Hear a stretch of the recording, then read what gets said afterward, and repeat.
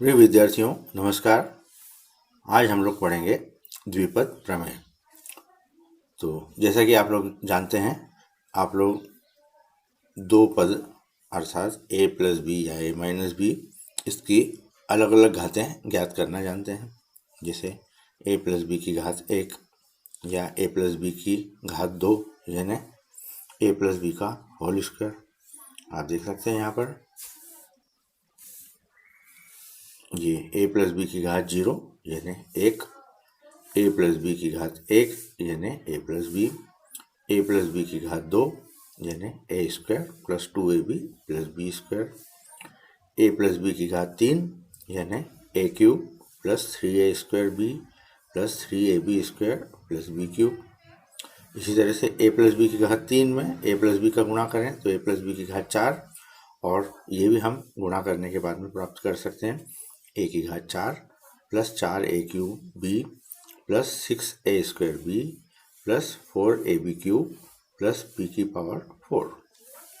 अब यहाँ हम देख रहे हैं कि इस तरह से हम a प्लस बी की घात 5, 6, 7 आगे बढ़ा सकते हैं गुणा कर करके। तो यदि इसको हम इसका पैटर्न देखने की कोशिश करें, समझने की कोशिश करें, तो हम देख रहे हैं कि जितनी घात होती है उससे एक पद ज़्यादा मिल रहा है। देखिए a प्लस बी की घात 1 है तो यहाँ 2 पद मिल रहे हैं, a प्लस बी की घात 2 है तो यहाँ 3 पद मिल रहे हैं, a प्लस बी की घात 3 है तो हमें 4 पद मिल रहे हैं, और a प्लस बी की घात 4 है तो यहाँ हमें कुल 5 पद मिल रहे हैं। तो पहली चीज़ तो हमें समझ में आ गई कि जितनी घात होती है उससे एक पद हमें ज़्यादा मिलता है। आइए दूसरा पैटर्न देखें कि यहाँ शुरुआत में a की घात 4 है, फिर अगले पद में a की घात 3 हो गई और b की घात 1 बढ़ गई, फिर उसके बाद अगले पद में a की घात 2 हो गई यानी 1 कम हो गई और b की घात 1 बढ़ गई, फिर उसके अगले पद में वापस a की घात कम हुई और b की घात बढ़ी, और आखिरी पद में b की घात 4 हो गई। ये पैटर्न सभी में देख सकते हैं हम कि a की घात कम होती जा रही है। शुरुआत में a की घात 3 है तो अगले पद में a की घात 2, फिर उसके अगले पद में a की घात 1 और उसके अगले पद में a की घात 0 हो गई, और इधर b की घात बढ़ते बढ़ते b क्यूब हो गई। तो यहाँ ये हमने चीज़ नोटिस की। इसके बाद में हम ये देख रहे हैं कि a और b की दोनों घातें मिलकर के, जैसे यहाँ पर हम देखें कि a प्लस बी की घात 4 है तो इसके जो पद हैं कि a की घात 4 और a की घात 3 और b की घात 1 ये मिलकर के 4 हो रहे हैं, a की घात 2 और b की घात 2 ये मिलकर के 4 हो रहे हैं, a की घात 1 और b की घात 3 ये मिलकर के 4 हो रहे हैं, और यहाँ पर आखिरी पद b की घात 4 यानी 4 आ रहा है। तो इसका मतलब ये हुआ कि a और b के पद की मिलाकर के घात, जो टोटल हम एक्सपेंशन देख रहे हैं a प्लस बी की घात 4 उसके बराबर आ रहा है। अब एक चीज़ और देखें हम कि इनके जो गुणांक हैं वो हमें किस प्रकार से प्राप्त हो रहे हैं। आइए देखते हैं गुणांक। देखिए a प्लस बी में गुणांक हमें 1 प्राप्त हो रहा है, a प्लस बी की घात 1 में 1 1, a प्लस बी की होल स्क्वायर में 1 2 1, a प्लस बी के क्यूब में 1 3 3 1, और a प्लस बी की घात 4 में 1 4 6 4 1। अब यदि इन्हीं गुणांकों को हम एक त्रिभुज के रूप में देखें, देखिए a की घात 0 के लिए हमें 1 प्राप्त हो रहा है, a की घात 1 के लिए a प्लस बी यानी 1 1, a प्लस बी की घात 2 के लिए हमें मिल रहा था a square plus 2ab plus b square यानी 1 2 1। इसी तरह a क्यूब के लिए a प्लस बी की घात 3 के लिए हमें मिल रहा था a cube plus 3a square b plus 3ab square plus b cube, यानी गुणांक हमें जो प्राप्त हो रहे थे वो 1 3 3 1। इसी प्रकार a प्लस बी की घात 4 के लिए हमने देखा था जो गुणांक हमें प्राप्त हो रहे थे 1 4 6 4 1। अब एक पैटर्न और हमें इसमें मज़ेदार चीज़ दिख रही है कि ये जो 2 हमें प्राप्त हो रहा है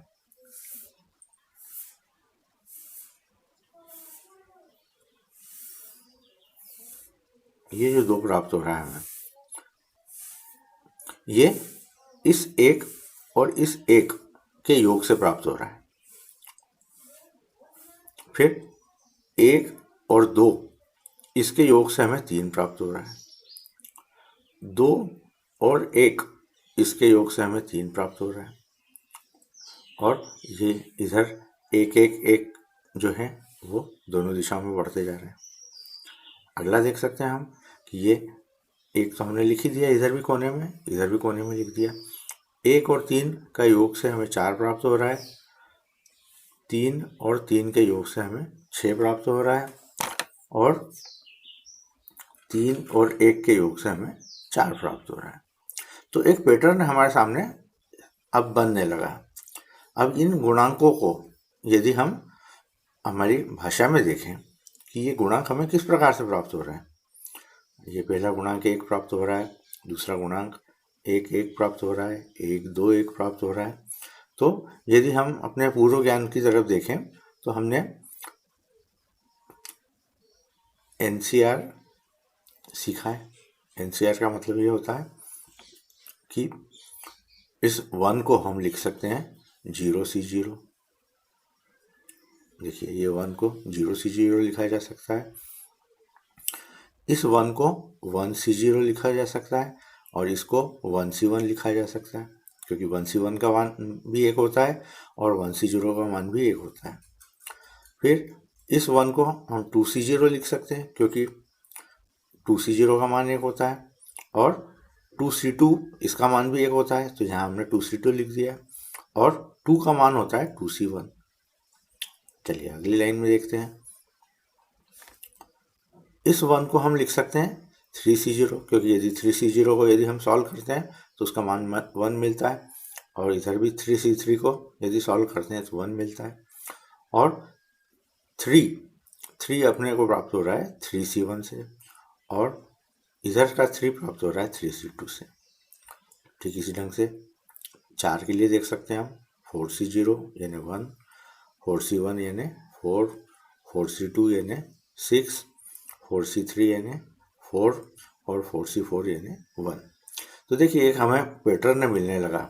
किस तरह का पैटर्न मिलने लगा कि जब 0 है तो हम लिख रहे हैं इसको 0C0, जब 1 है तो हम इसके गुणांकों को लिख रहे हैं 1C0 1C1, जब 2 है, n का मान हमने घात 2 ली तो हमें जो गुणांक मिल रहे हैं वो 2C0 2C1 2C2 मिल रहे हैं।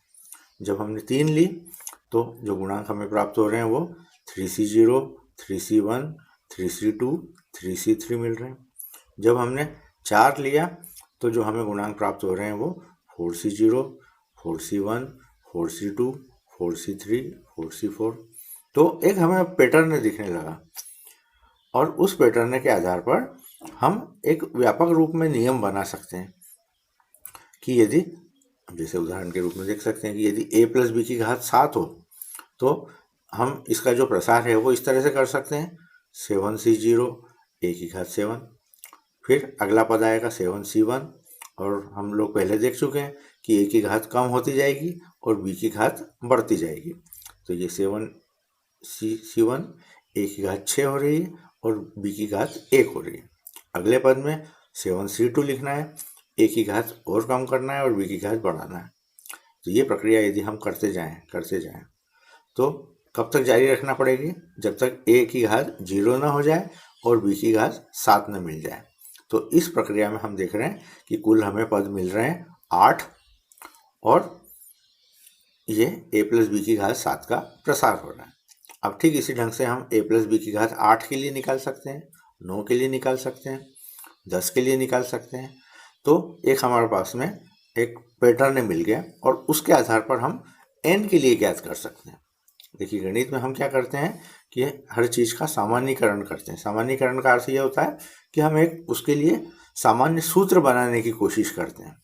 तो जैसे हम 7 के लिए देख चुके हैं, उसी तरह से यदि हम n के लिए देखें तो आप देख सकते हैं जहाँ 7 आ रहा है उसकी जगह यदि हम n लिखें तो हमें एक सूत्र प्राप्त होने लगेगा a प्लस बी की घात n बराबर NC0 a की घात n प्लस NC1 a की घात n-1 b अर्थात ए की घात n में से एक कम किया, b की घात बढ़ रही है, अगला पद आ जाएगा NC2, a की घात n-2, b की घात 2।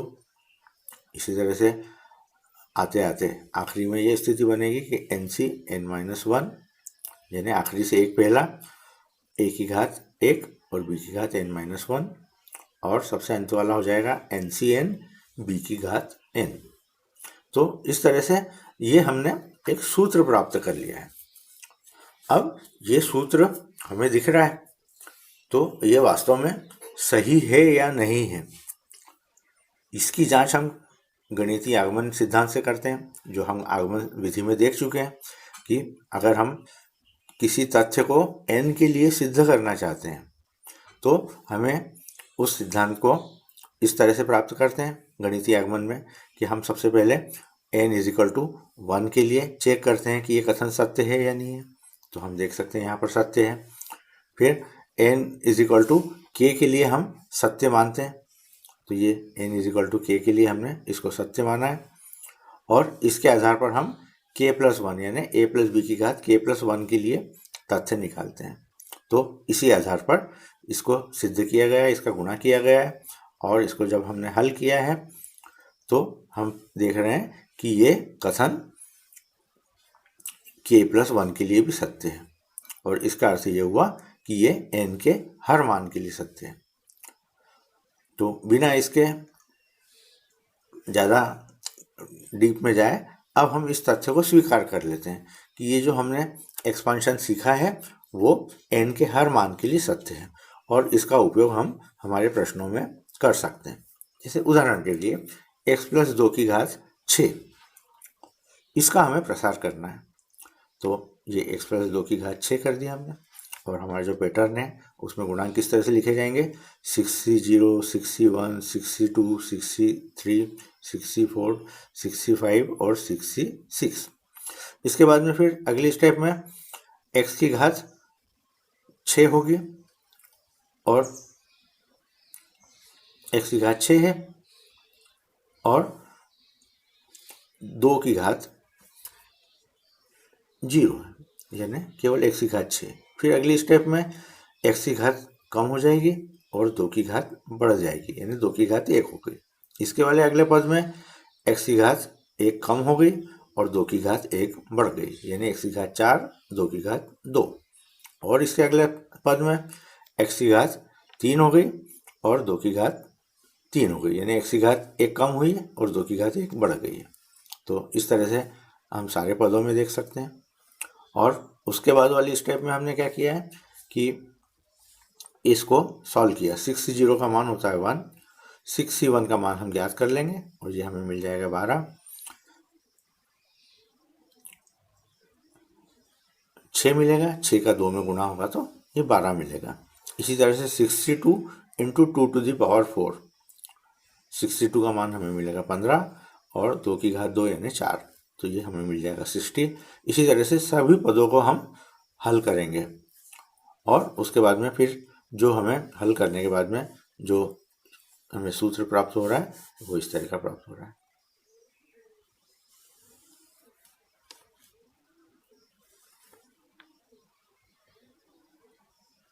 तो ये प्रक्रिया सरल है, और इसको यदि आप इस ढंग के प्रश्नों को हल करके देखते हैं तो आसानी से हल कर पाएंगे। चलिए आगे देखते हैं। तो व्यापक रूप में यदि हम इस सूत्र को लिखें तो ये गणित का लिखने का तरीका है।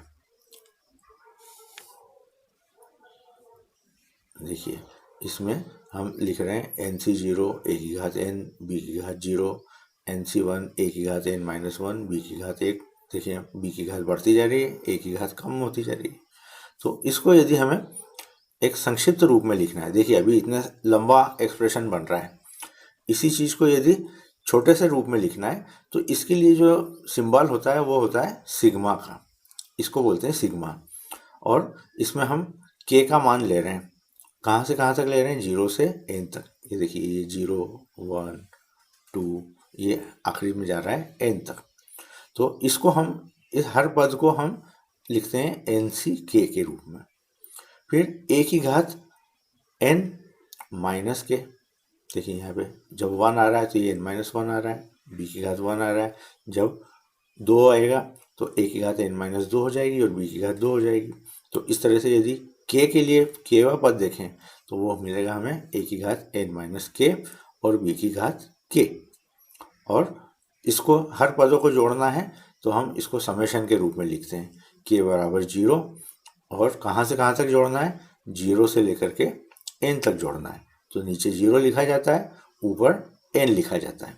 तो ऐसा करने से हमारी स्पेस जो है, जो सवाल हमें बहुत लंबा दिखता है, उसको हम छोटे से रूप में लिख सकते हैं। तो इस तरह से ये जो हमारा सूत्र हमें प्राप्त हुआ वो इस रूप में प्राप्त हो गया।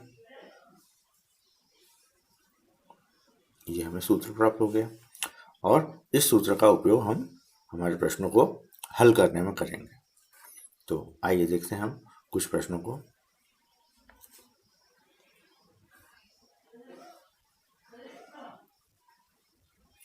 अब देखिए, यदि हमें x माइनस वाई की घात n के लिए सूत्र बनाना हो तो हमें क्या करना होगा, जहां हम y लिख रहे थे x प्लस वाई, उसकी जगह पर हमें माइनस वाई लिखना होगा। देखिए ये इसको हम क्या लिखेंगे, x प्लस माइनस वाई। और जिस ढंग से हम जहां पर y लिखते थे उसकी जगह पर माइनस वाई लिखना होगा।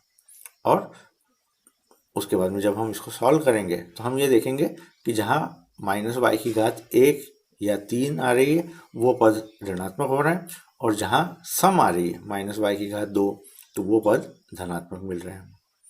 तो इस ढंग से हम x माइनस वाई की घात n के लिए भी सूत्र निकाल सकते हैं। तो वो हमें अलग से याद करने की आवश्यकता नहीं है। यदि x प्लस वाई की घात n का सूत्र हमें याद है तो केवल y के स्थान पर माइनस वाई रख करके हम उसका एक्सपांशन कर सकते हैं। तो इसी तरह से आप देख सकते हैं x plus x minus 2y की घात 5, इसको प्रसार करके दिखाए 5c0 x की घात 5। और अब अल्टरनेट, एक बार माइनस चिन्ह एक बार प्लस चिन्ह, इस ढंग से भी याद रख सकते हैं। और इसको जब सॉल्व किया तो हमें ये एक्सप्रेशन प्राप्त हो रहा है।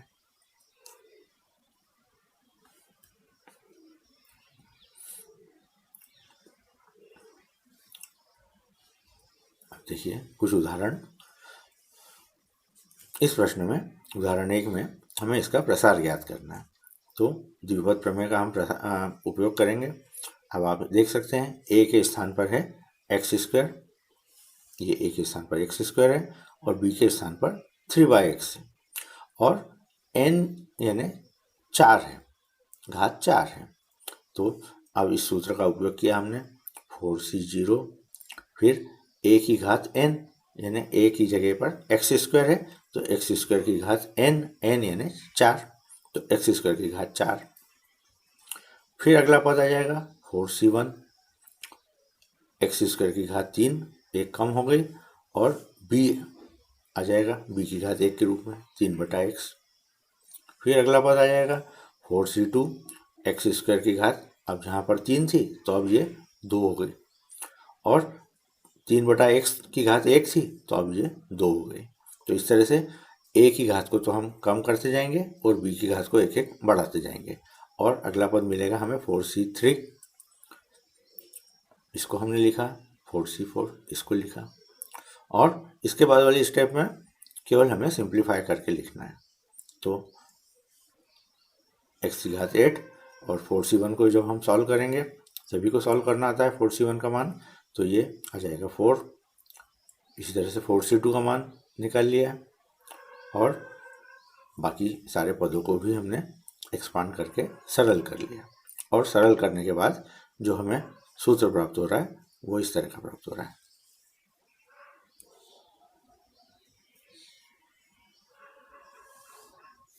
x की घात 8 प्लस 12x की घात 5 प्लस 54x स्क्वायर प्लस 108 की बटे x प्लस 81 बटे x की घात 4।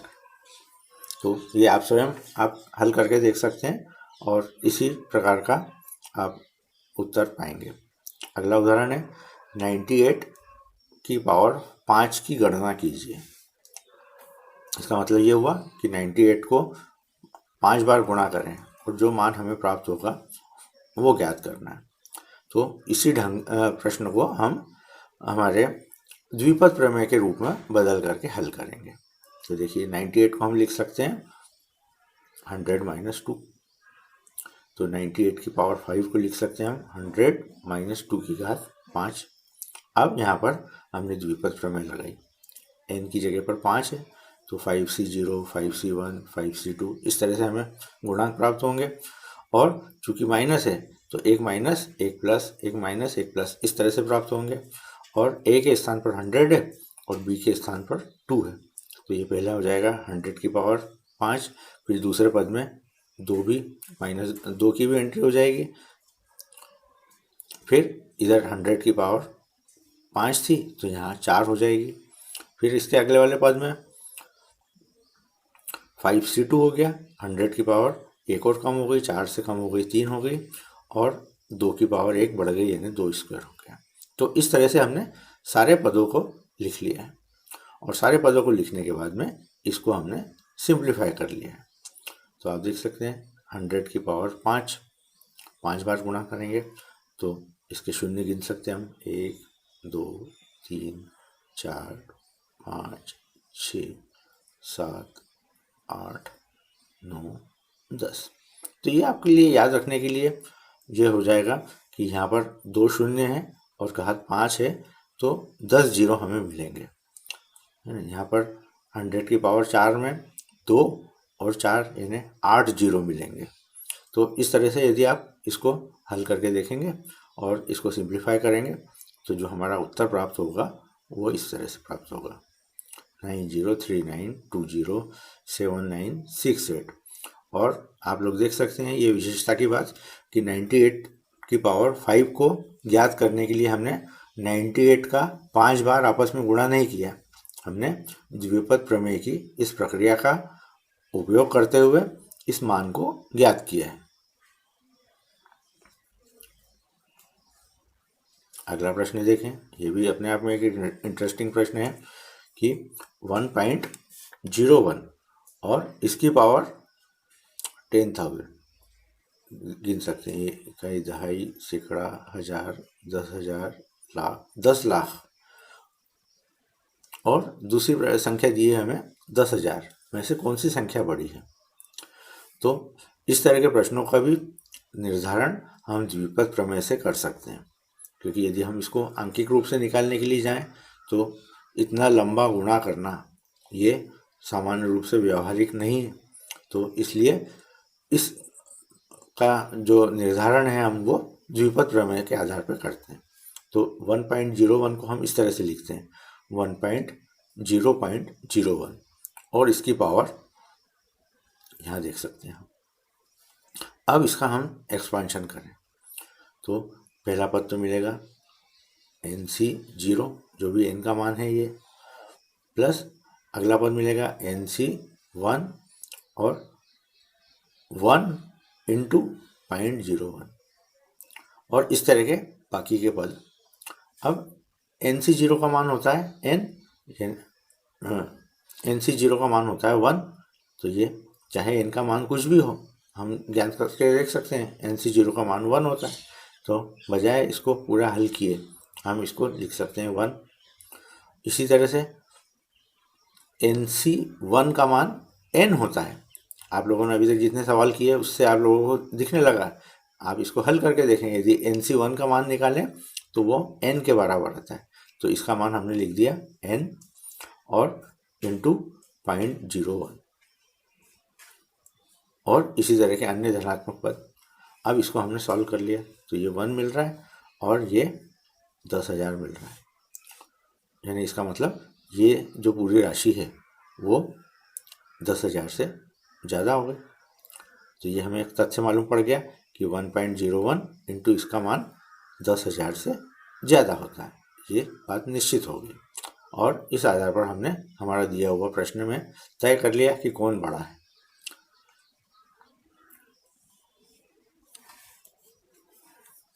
अगला प्रश्न देखें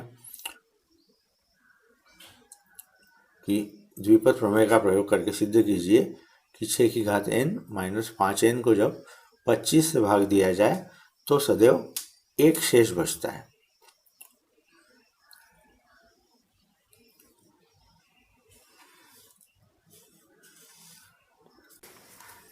आइए तो इस प्रश्न का हम आशय समझते हैं। हमें सिद्ध करना है, द्विपद प्रमेय का प्रयोग करके हमें बताना है कि 6 to the power n minus 5n को जब 25 से भाग दिया जाए तो सदैव एक शेष बचता है। तो ये चीज़ कब संभव है? जब 6 to the power n minus 5n का मान 25k प्लस 1 के रूप में हो, जहाँ k क्या है? प्राकृत संख्या है। k का मान क्या हो सकता है? 1, 2, 3। तो यदि हमने k का मान 1 रखा तो भी 26 मिल रहा है, यानी भाग देने के बाद 1 प्राप्त हो रहा है। 2 रखा तो भी एक शेष हो रहा है, 3 होने के बाद भी एक शेष हो रहा है। तो इस स्थिति में इसको हम लिख सकते हैं 6 to the power n minus 5n is equal to 25k plus 1। अब हम क्या करेंगे? 6 टू द पावर n का मान द्विपद प्रमेय के आधार पर निकालते हैं। तो 6 को हम कैसा लिख सकते हैं? 1 प्लस 5 की पावर n, और इसका जब हमने एक्सपांड किया द्विपद प्रमेय से तो ये NC0 plus NC1 into 5 plus NC2 into 5 square plus NCn into 5 to the power n। तो ये 6 टू द पावर n को यदि हम हल करें, NC0 का मान 1 रख दिया, NC1 का मान n रख दिया, तो ये हमें n इंटू 5n है, 5n प्राप्त हो रहा है। ठीक इसी तरह से NC2 का मान होता है 5 स्क्वायर इंटू NC2, और इस तरह से बाकी सारे पदों को लिख दिया। अब इस 5n को लेफ्ट हैंड साइड में ले गए तो ये हमें मिल रहा है 6 to the power n minus 5n is equal to 1 plus 5 square into ये। इसका अर्थ यह हुआ कि ये 5 स्क्वायर को हम लिख सकते हैं अगले स्टेप में 25। तो ये जो अभी मिल रहा है ये 25 का गुणक मिल रहा है। तो इसका मतलब ये, इसको यदि हम k कहें तो ये 6 to the power n minus 5n बराबर 25k प्लस 1, और k का मान जहाँ पर ये है। तो इस तरह से हमने सिद्ध कर दिया कि 6 to the power n minus 5n का रूप 25k प्लस 1 है, और इसका अर्थ यही होता है कि यदि हम 25 से भाग देंगे तो हमें शेष 1 मिलेगा। तो इस तरह से इन प्रश्नों को हमने देखा। अब आगे प्रश्नावली 8.1 हमारे सामने है।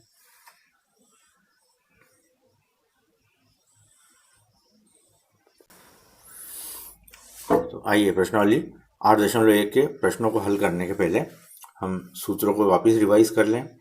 ये सबसे पहला सूत्र है x प्लस वाई की घात n बराबर NC0 प्लस NC1 x की पावर n माइनस 1 y, जो सूत्र हम पढ़ चुके हैं। और यदि हम माइनस वाई के लिए ले रहे हैं तो अल्टरनेट एक माइनस, एक प्लस, एक माइनस, एक प्लस, इस तरह से हमें मिलता जाएगा। और ज़्यादा आसान करने के लिए NC0 को मान हम पहले से ज्ञात कर लें तो वो हमें मिलेगा 1। इसी तरह NCn का मान भी 1 मिलेगा, NC1 का मान मिलता है n, NC2 का मान आप यदि इसको हल करके देखेंगे तो n इंटू n माइनस 1 अपान 2, n इंटू NC3 का मान n इंटू n माइनस 1 अपान इंटू n माइनस 2 अपान 6 यानी फैक्टोरियल 3 है, ये फैक्टोरियल 2 है। इसी तरह से बाकी भी। अब इस प्रश्न को हम हल करते हैं। 1 माइनस 2x की पावर 5, अब इसको एक्सपांड किया तो ये हो जाएगा 5c0 1 की पावर 5।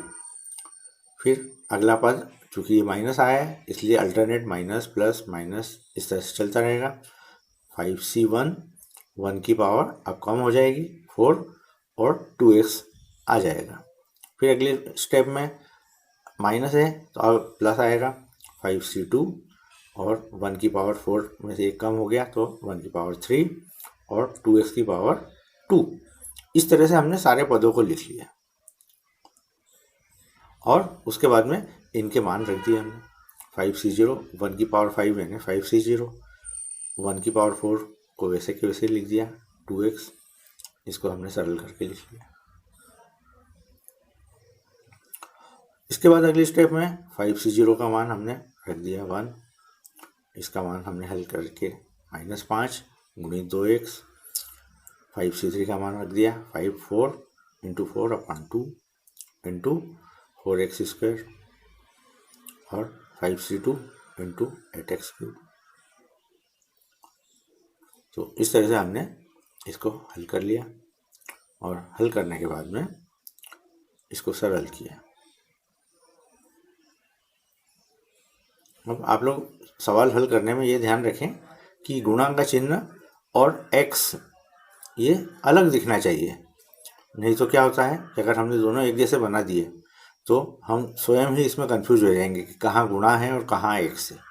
तो सवालों में आप इसका ध्यान रखें कि गुणा का चिन्ह अलग दिखता रहे और x अलग रूप में दिखता रहे। चलिए अगला प्रश्न है प्रश्न क्रमांक 2।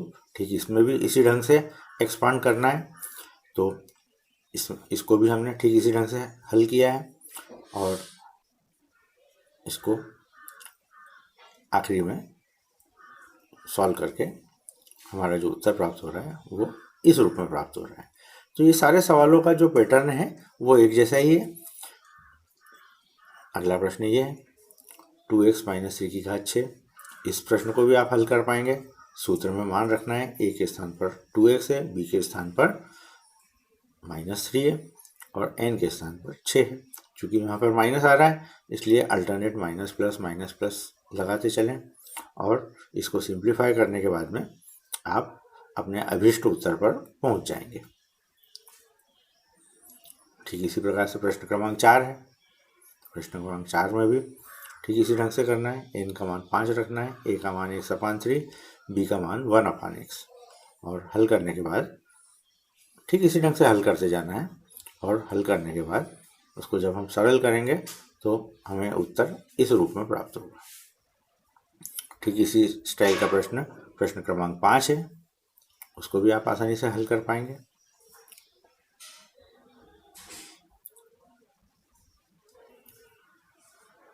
और ये हमने इसको हल किया, इस स्टेप में इनके मान रखे और आखिरी में हमें अभीष्ट उत्तर प्राप्त हुआ। तो ये एक तरह के प्रश्न हो गए। अब अगला प्रश्न देखें हम, जो दूसरा टाइप है। इस तरह का हमने प्रश्न उदाहरण में देखा था। हमें निकालना है 96 की पावर 3। तो इसको भी हम कैसे करेंगे, 100 - 4 की पावर 3 और यहाँ पर अब द्विपद प्रमेय का उपयोग किया हमने और उसके बाद में इसको सरल करते गए। हम हर स्टेप में सरल किया हमने, इस स्टेप में भी सरल किया और उसके बाद में इनका आंकिक मान हमने प्राप्त कर लिया। तो ये प्रश्न आप स्वयं हल करके देखें। इसी प्रकार का अगला प्रश्न है 102 की घात 5। तो इसमें भी हमने 102 की घात 5 को 100 प्लस 2 की घात 5 और यहाँ पर भी हमने द्विपद प्रमेय लगाया है और ठीक इसी ढंग से इस प्रश्न को हमने हल किया है। प्रश्नों को हल करने में हम सावधानी रखें, शून्य जितनी है उनको गिन करके हम लगाएं और योग में सावधानी रखें। इसी प्रकार का प्रश्न क्रमांक 8 प्रश्न है 101 की घात 4। तो इसमें भी हमने 100 प्लस 1 की घात 4 द्विपद प्रमेय का उपयोग किया है और प्रश्नों को हल किया है। इसी प्रकार प्रश्न क्रमांक 9 भी है हमारे सामने। 99 को हमने लिखा 100 - 1 की पावर 5 और आगे इसको सॉल्व किया है। सॉल्व करने के बाद ये उत्तर प्राप्त हो रहा है। तो सवाल जरूर ऐसा लग सकता है कि लंबे हैं, लेकिन कठिन नहीं है क्योंकि सबका पैटर्न एक जैसा है। अब इस तरह का प्रश्न हम उदाहरण में भी कर चुके हैं कि हमें ये तय करना है कि कौन सी संख्या बड़ी है। तो 1.1 को हमने लिखा 1 प्लस 0.1 इसकी पावर 10,000 और इसको सॉल्व किया, ठीक उसी ढंग से सॉल्व किया और हम देख रहे हैं कि इसका मान 1000 से ज़्यादा आ रहा है। ठीक इसी ढंग से यहाँ पर भी हमें इसका प्रसार करना है और प्रसार करने के बाद में जो भी सूत्र प्राप्त होता है उसके आधार पर इसका मान ज्ञात करना है। तो हम इसको प्रसार करेंगे और प्रसार करने के बाद सूत्र प्राप्त होगा तो उसमें a के स्थान पर √3 होगा और b के स्थान पर √2 होगा। तो पहले तो हमने इसका प्रसार किया, सरल कर लिया। तो ये सरल करने के बाद ये एक सूत्र के रूप में हमें प्राप्त हो रहा है। अब a के स्थान पर √3 और b के स्थान पर √2 रख करके इस सूत्र में हमने मान रख दिया और इसको जब हम हल करेंगे तो ये हमें प्राप्त हो रहा है 40 × √6। सरल प्रश्न है। ठीक इसी ढंग का प्रश्न क्रमांक 12 है। ये प्रश्न क्रमांक 12 है, इसमें भी ठीक इसी ढंग से हमें हल करना है। तो इसको भी आप लोग आसानी से हल कर पाएंगे।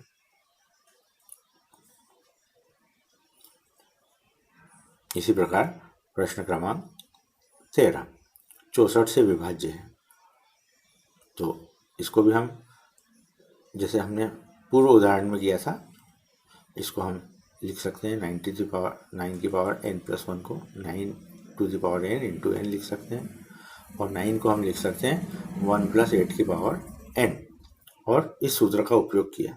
9 की पावर n+1 की जगह हमने लिखा है 9 की पावर n × 9 -8n -9 और यहाँ पर हमने इस स्टेप में द्विपद प्रमेय अप्लाई किया है और द्विपद प्रमेय हमने यहाँ पर अप्लाई किया। इसका मान 1 + 8 की पावर n का मान ये आ गया जो ब्रैकेट में लिखा हुआ है। ये 9 गुणा में था वो यहाँ पे आ गया है और -8n और -9 वो यहाँ है। इसको हमने सरल किया और सरल करने के बाद हम पा रहे हैं, देखिए 72n - 8n तो ये 64n + 64 और इधर से हमने 64 कॉमन ले लिया। तो ये